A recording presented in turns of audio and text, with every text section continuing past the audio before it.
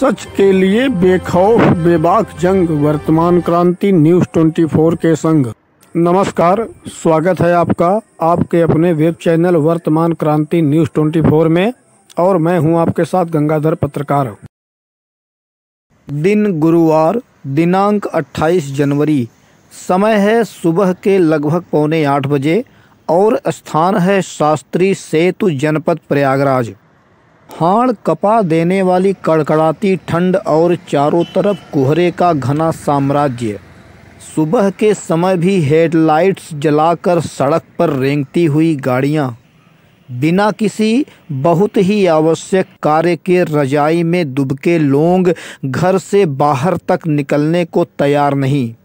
वहीं कुछ ऐसे भी सिरफिरे लोग हैं जो बिना किसी निज स्वार्थ के देश व समाज हित में कुछ कर गुजरने का जज्बा लिए इस विशाल कोहरे के साम्राज्य को चुनौती देते हुए सड़क की छाती चीर रहे हैं। सिरफिरों की लिस्ट में इस समय पहला नाम है गोविंद यादव का, जो पर्यावरण व जल बचाओ अभियान का संदेशवाहक बनकर हजारों किलोमीटर की यात्रा करने के उद्देश्य से भदोही व वाराणसी से होते हुए इस समय प्रयागराज की पावन धरती पर पहुंच चुका है।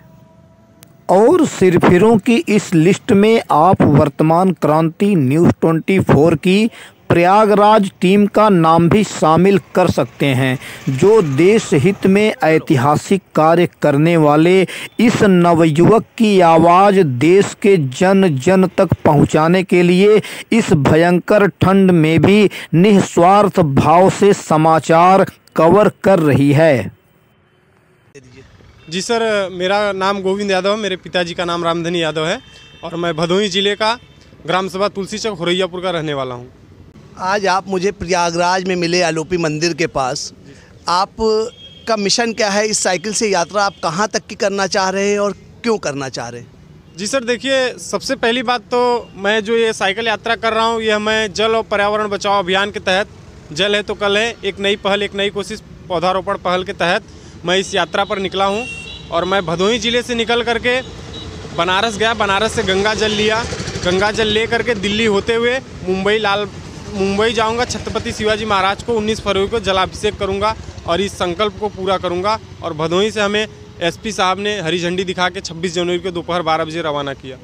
ये प्रेरणा आपको कहाँ से मिली कि मतलब आज इस उम्र में आपको ये प्रेरणा कहाँ से मिली कि आप जल और पर्यावरण को बचाने के लिए साइकिल से भदोही से करीब 2,000-2,500 किलोमीटर यात्रा लंबी कर रहे हैं? ये प्रेरणा आपको कहाँ से मिली? सर, मैं मुंबई में पढ़ाई किया हूँ और वहाँ पे पढ़ाई करते समय मैं एक उड़ान इंडिया फाउंडेशन संस्था में पढ़ाई करता था, जहाँ पे सैटरडे का एक अलग से क्लास देशभक्ति के लिए बताया जाता था कि आप देश के लिए कुछ काम करिए, और उसके तौर तरीके बताए जाते थे, जिससे मुझे प्रेरणा मिली। फिर 8वीं क्लास में वहाँ पढ़ने के बाद यूपी अपने भदोही ज़िले में पिपरी स्थित Sundari Devi model public junior high school में पढ़ाई किया, जहाँ पर उसी के बारे में आगे सीखने को मिला। तो मैं उसी के माध्यम से इस साइकिल यात्रा द्वारा लोगों को संदेश दे रहा हूँ। क्या ये आपकी पहली साइकिल यात्रा है या इससे पहले भी आपने कभी कोई साइकिल यात्रा किया है? जी नहीं सर, इससे पहले मैं भदोही से मुंबई तक का लाल बागचा राजा तक गंगाजल चढ़ा के अपने मिशन को एक बार मैं पूरी दुनिया के सामने, पूरे देश के सामने रख चुका हूँ।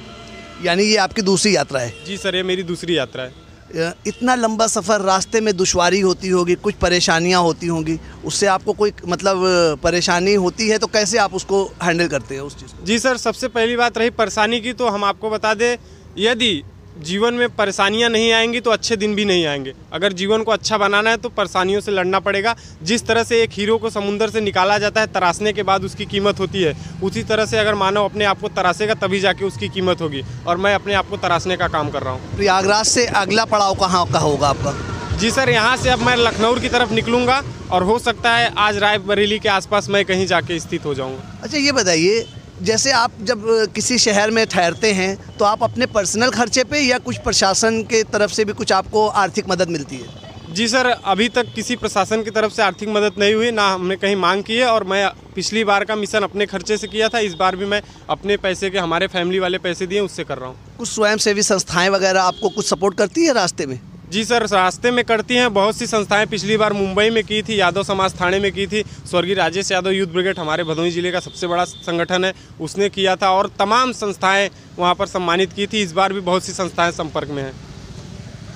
ये थे गोविंद यादव जी जिला भदोही से, जिन्होंने अपने मिशन को लेकर भदोही से वाराणसी, वाराणसी से वाया प्रयागराज, प्रयागराज से लखनऊ, इनका जो बताने का वो है, और लखनऊ से दिल्ली, दिल्ली से मुंबई, यही है गोविंद जी का ये मिशन है। और वो छत्रपति शिवाजी महाराज के जन्मदिन के अवसर पर उनको जल अभिषेक करेंगे और उसके बाद ये भदोही वापस आएंगे। भगवान इनकी यात्रा को सफल बनाए। मैं वर्तमान क्रांति न्यूज़ 24 से मोहम्मद लईक, प्रयागराज। गोविंद यादव का अगला पड़ाव कहाँ है, जानने के लिए बने रहिए हमारे साथ। और आइए अब देखते हैं अगली खबर।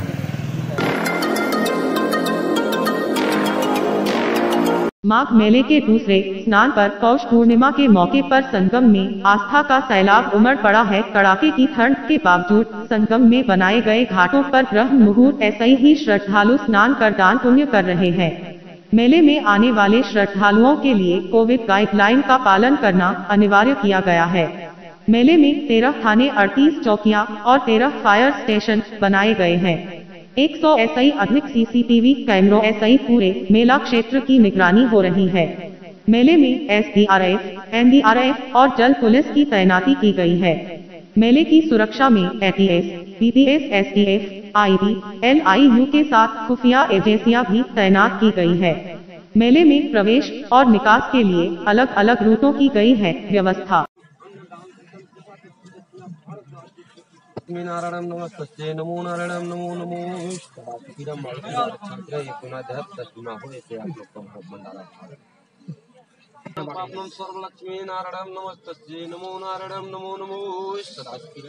आज के लिए बस इतना ही। जल्द ही मिलते हैं एक नई खबर में। तब तक के लिए गंगाधर का नमस्कार।